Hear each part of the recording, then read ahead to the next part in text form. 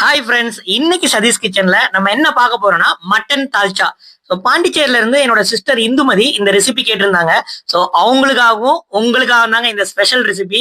இதை ரொம்ப டேஸ்டா அதே டைம்ல ரொம்ப சிம்பிளா எப்படி பண்ணலாம்னு பார்க்கலாம் வாங்க. இதுக்கு 80 கிராம் துவரம் பருப்பு, 20 கிராம் கடலைப்பருப்பு எடுத்துங்க. 4க்கு 1 அந்த ரேஷியோ. ஸோ மட்டன் 1/4 கிலோ எடுத்துருங்க. எலும்பும் கறியுமா மிக்ஸ் பண்ணி எடுத்துக்கங்க. ஒரு மீடியம் சைஸ் வெங்காயம், 2 மீடியம் சைஸ் தக்காளி, 2 பச்சை மிளகா, 6 பல்லு பூண்டு, 1.5 ஸ்பூன் கல்லுப்பு. இதை ஆட் பண்ணதுக்கு அப்புறம் 2 ஸ்பூன் மிளகாய் தூள், 3 ஸ்பூன் மல்லித்தூள், 1 டீஸ்பூன் மஞ்சள் தூள். அப்புறம் குக்கர்ல தாராளமா தண்ணி சேர்த்துட்டு 1 ஸ்பூன் ஆயில் மட்டும் மேல சேர்த்துட்டு ஒரு 3 விசில் விட்டு தனியா எடுத்து வச்சுக்கோங்க. ஸோ அதுக்கப்புறம் இது 1/4 கிலோ மட்டனுக்கு ஒரு 1/2 கிலோ வெஜிடபிள்ஸ் தாங்க நான் எடுத்திருக்கேன். ஸோ இதுதான் இந்த ரெசிபிக்கான ரேஷியோ. ஸோ இதுல பாத்தீங்கன்னா நான் ஒரு 5 வகையான காய்கறி யூஸ் பண்ணியிருக்கேன். அது மாங்காய், அதே மாதிரி கத்திரிக்காய், முருங்கைக்காய், அவரைக்காய், அப்புறம் மஞ்சள் பூசணிக்காங்க. இது நம்ம தால்ச்சாக்கு நல்ல டேஸ்ட் கொடுக்கும். நீங்க இதே காய்கறி கூட எடுத்துங்க. ஒரு கடாயில 3 ஸ்பூன் நல்லெண்ணெய் நல்லா தாராளமா ஊத்திக்கிங்க. ஸ்பைசஸ் எல்லாம் ஆட் பண்ணதுக்கு அப்புறம் ஒரு 6-7 வெந்தயம், 3/4 டீஸ்பூன் சீரகம், 1 டீஸ்பூன் சோம்பு, 3 வரமிளகா. இதை வதக்கினதுக்கு அப்புறமா சின்ன வெங்காயம் ஒரு 150 கிராம், கொஞ்சம் கருவேப்பிலை இதெல்லாம் போட்டு நல்லா வதக்கிடுங்க.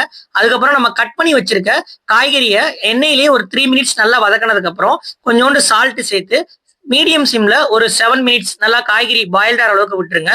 ஸோ அதுக்கப்புறமா நம்ம வேக வச்சு குக்கர்ல எடுத்து வச்சிருக்க மட்டன் அண்ட் பருப்பு அதை ஊத்திட்டு நல்லா மிக்ஸ் பண்ணி விட்டுருங்க. இப்போ 1 டீஸ்பூன் பெருங்காயத்தூள் ஆட் பண்ணுங்க. அதுக்கப்புறம் நெல்லிக்காய் சைஸ் புளி வந்து நான் கரைச்சி வச்சிருக்கேங்க. அதையும் இதுல சேர்த்து ஆட் பண்ணி நல்லா மிக்ஸ் பண்ணி விட்டுருங்க. புளி ஆட் பண்ணதுக்கு அப்புறம் ஸோ உங்களுக்கு உப்பு புளி எப்படி இருக்குன்னு பார்த்துட்டு அதுக்கு தகுந்த மாதிரி மாங்காவோட எண்ணிக்கையும் நீங்க ஆட் பண்ணுங்க. மாங்காய் ஆட் பண்ணி நல்லா மிக்ஸ் பண்ணி ஒரு 7 மினிட்ஸ் நல்லா கொதிக்க விடுங்க. ஸோ இந்த தால்ச்சாவை பொறுத்தவரை எங்க ஊர் காரைக்குடி, ராம்நாடு, தஞ்சாவூர், கும்பகோணம், திண்டுக்கல் இந்த சைட்லாம் பாத்தீங்கன்னா பிரியாணிக்கு சைடிஷா இந்த தால்ச்சா தாங்க கொடுப்பாங்க. இது பிரியாணிக்கு மட்டும் இல்ல, நெய் சோறு, ஒயிட் ரைஸ், தோசை, இட்லி, ஆப்பம் இது எல்லாத்துக்குமே ரொம்ப சூப்பரா இருக்குங்க. ரொம்ப டேஸ்டாவும் இருக்கும் இது. ஸோ இதை தான் நம்ம பண்ணியிருக்கோம். இதை வந்து பாத்தீங்கன்னா நம்ம வந்து ரொம்ப தண்ணியாவும் இருக்கக்கூடாது, கெட்டியாவும் இருக்கக்கூடாது. நான் காமிக்கிறேன்ல, ஸோ இந்த பதத்துல இருக்கணும். அப்பதான் தால்ச்சா நல்லா டேஸ்டா வருங்க.